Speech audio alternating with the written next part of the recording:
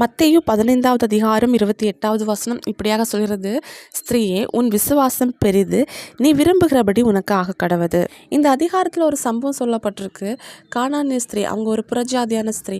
அவங்க தன்னுடைய மகளுடைய சுகத்துக்காக ஏசப்பாடைய சமூகத்தில் விசுவாசத்தோடு வந்து நின்றவங்க தான் அந்த கானானிய ஸ்திரீ.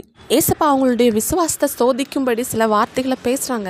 ஆனால் அந்த வார்த்தைகள்னால கூட அவங்க கலங்கி நிற்காம விசுவாசத்தோடு நின்னாங்க. ஏசப்பா அவங்களுடைய விசுவாசத்தை பார்த்து தான் சொல்கிறாங்க, நீ விரும்புகிறபடி உனக்கு ஆக கடவுது அப்படின்ட்டு. இன்றைக்கி கூட இதை கேட்டுக்கொண்டிருக்கிற நீங்கள் கூட விசுவாசத்தோடு கூட சில சூழ்நிலைகளில் நிற்கிறீங்க. இன்னும் சில சூழ்நிலைகளில் மற்றவங்களால விசுவாசமாக நிற்க முடியாது. ஆனால் அப்படிப்பட்ட சூழ்நிலைகளில் கூட நீங்கள் விசுவாசத்தோடு நிற்கிறீங்க. இன்னும் நெடுநாள் ஏதோ ஒரு காரியத்துக்காக ஏசப்பட்ட சமூகத்தில் காத்துட்ருக்குறீங்க.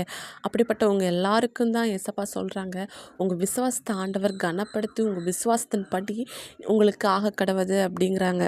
உங்கள் விசுவாசம்தான் இந்த உலகத்தை ஜெயிக்கிற ஜெயம். ஏசப்பாவை விசுவாசிங்க, அற்புதங்கள் எதிர்பாருங்க. இயேசு கிறிஸ்துவின் நாமத்தில் ஆமேன்.